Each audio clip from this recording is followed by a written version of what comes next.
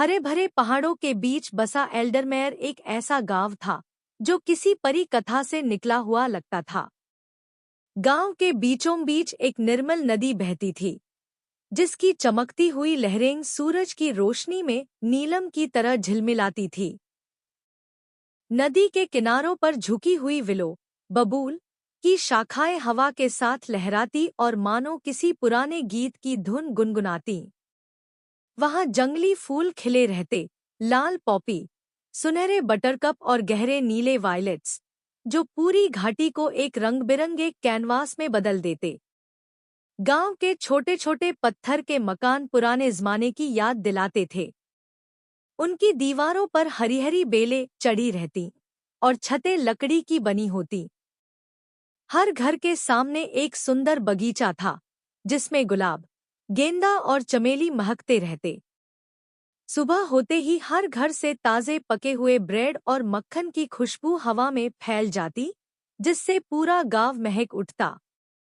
गांव के बीचों बीच एक प्राचीन बरगद का पेड़ खड़ा था, जिसकी छांव में गांव के लोग दिन भर बैठते और बातें करते। बुजुर्गों का मानना था कि यह पेड़ हजारों साल पुराना था।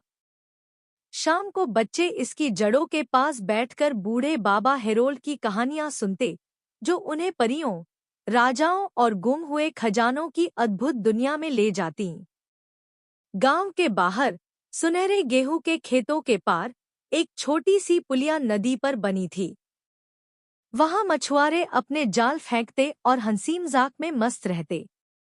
कभी-कभी एक नीली चमक जैसी उड़ती हुई किंगफिशर, रामचिरैया, नदी में गोता लगाती और मछली पकड़कर फिर आसमान में गायब हो जाती। पास में ही सफेद हंसों की एक जोड़ी पानी पर शान से तैरती रहती। गांव के लोग मेहनती और नेकदिल थे। किसान सुबह सुबह खेतों में हल चलाते, उनकी गायें और भैंसें हरी-हरी घास चरतीं। लोहार दिन भर अपनी भट्टी में आग जलाकर लोहे के औजार और घोड़ों के नाल बनाता। बड़ी लकड़ी से खूबसूरत फर्नीचर बनाता और कुम्हार अपने चाक पर मिट्टी के बर्तन गढ़ता। लेकिन गांव का सबसे सुंदर नजारा तब देखने को मिलता, जब वहां त्योहारों का मौसम आता।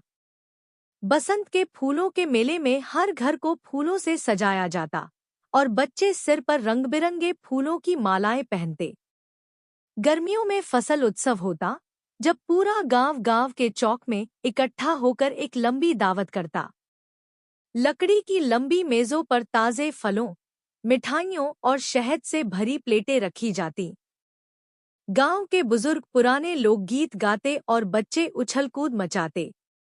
एल्डरमेयर सिर्फ एक गांव नहीं था, यह एक स्वप्नलोक था, जहां प्रकृति और इंसान के बीच एक अनकहा रिश्ता था।